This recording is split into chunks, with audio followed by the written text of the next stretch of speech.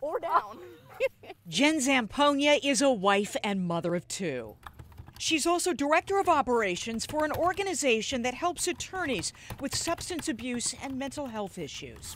Jen grew up with a lot of opportunities and made the most of it, working hard and earning 2 degrees from Georgetown. These days, she's an expert in her field, asked to sit on this state committee and many others. But in between her many accomplishments, her life took a very dark turn. Doctor, do you have any comment on the charges against you? Jen used to be Dr. Jennifer Zampogna. I made a lot of mistakes in my active addiction. As a hugely successful Cumberland County dermatologist, she developed severe opioid use disorder. It started with a prescription for neck pain and spiraled into her writing herself 415 illegal prescriptions in other people's names. Thousands of hydrocodone pills. She got arrested at the medical practice she owned. It was mortifying, it was humiliating, but it was exactly what needed to happen. I could have lost my children, my husband could have left me. I ultimately lost my medical license and my medical practice.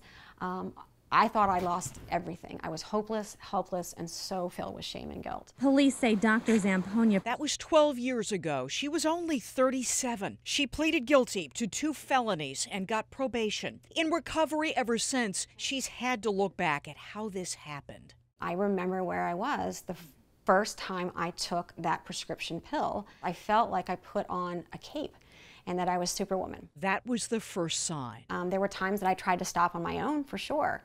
That I'd be violently ill in my house for a week, and then I would go right back to it because I was so sick. I was so afraid to ask for help. That is what addiction does to you. It brought me to my knees. It stole my mind first, and then it tried to steal my life. As terrified and humiliated as she was during her very public arrest, Jen says it was also a relief. She knew this years-long nightmare was coming to an end. I'm grateful to be someone in recovery. You can end up on the front page of the paper and lose your reputation and be called terrible, horrible things, and you can still overcome, and you can get healthy, and you can live an amazing life. That's the example I want to set for my kids. She could now work to get her medical license back, but she won't.